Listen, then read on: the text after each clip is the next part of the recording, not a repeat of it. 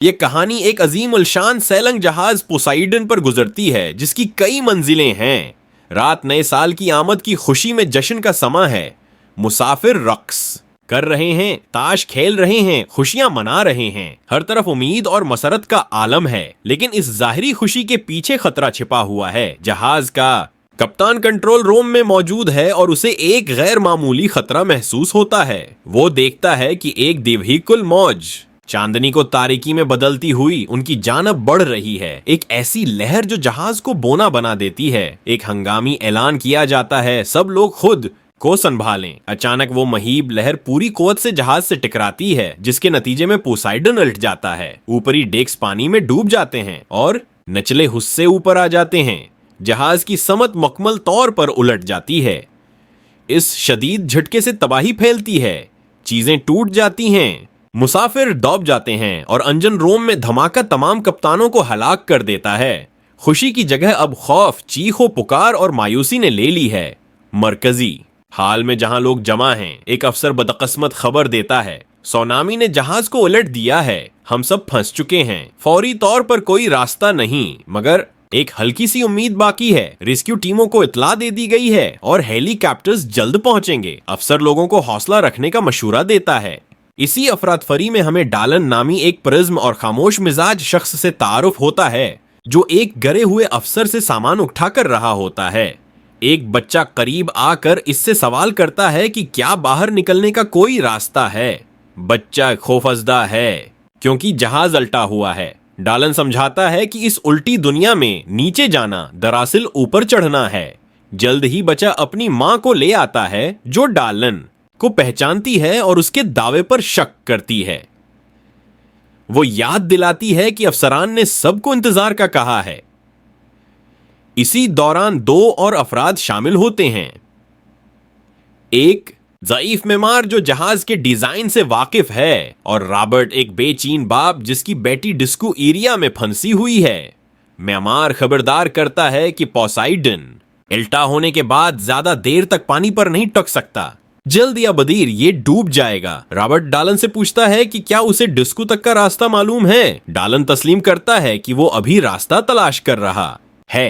Robert एक अमले के रकन को भारी रिश्वत देकर अपने साथ ले लेता है और यूं एक नापसंदीदा मगर मजबूर इत्तेहाद कायम होता है। वो सब जहाज के पछले हिस्से यानी प्रोपेलर्स के करीब मौजूद मुमकिना खुरूज की जानिब बढ़ते हैं। रास्ते में उन्हें सैल शुदा राहदारियां, लाशों से बंद रास्ते और खराब लफ्टों का सामना होता है। एक जगह दरवाजा तोड़कर वो लुफ्ट तक पहुंचते हैं, मगर एक सिक्योरिटी गार्ड और मेमार एक गहरे गड्ढे पर लटक जाते हैं। दिल दहला देने वाले लम्हे में डालन को गार्ड को छोड़ना पड़ता है ताकि मेमार को बचाया जा सके। गार्ड एक धमाके में मारा जाता है। जब सब दोबारा मिलते हैं तो डिस्को एरिया पहुंचते हैं, जहां रॉबर्ट की बेटी और दीगर लोग फंसे होते हैं। अब उनकी तादाद 9 हो जाती है, लेकिन वक्त तेजी से निकलता जा रहा है।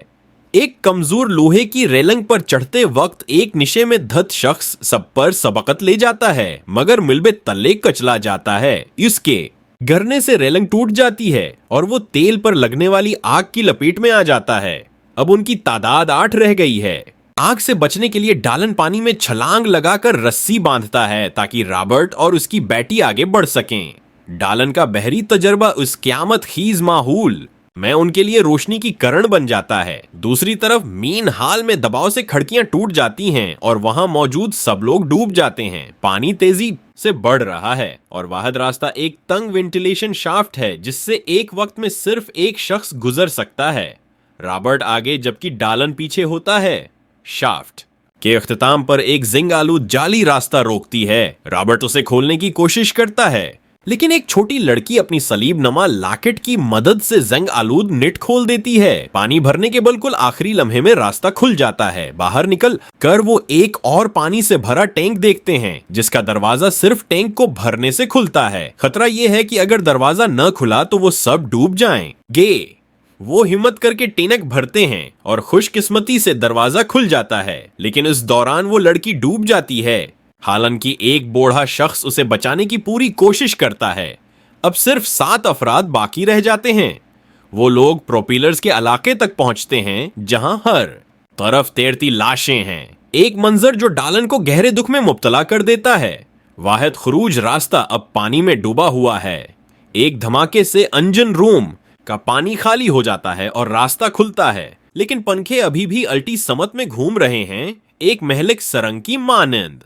रॉबर्ट नक्शा देखकर बताता है कि कंट्रोल रूम 150 फुट नीचे है, जहां से उन पंखों को बंद किया जा सकता है। रॉबर्ट की बेटी की एक सहेली खुद को पेश करती है ताकि सबको बचाया जा सके। रॉबर्ट खुद पानी में छलांग लगा देता है ताकि कंट्रोल रूम तक पहुंचे। उधर डालन गायब हो चुका होता है। सब उसे मुर्दा समझ लेते हैं, लेकिन वो बच्चा और उसकी माँ, जिन्हें सब खो चुके थे, दोबारा ग्रुप में शामिल हो जाते हैं। वक्त तेजी से कम हो रहा है। अगर पंखे बंद ना हुए तो वो सब डूब जाएंगे। आखिरकार रॉबर्ट कंट्रोल रूम पहुंचता है, लेकिन देखता है कि बटन टूटा हुआ है। दम घटने के करीब वो किसी उम्मीद की झलक देखता है। फोर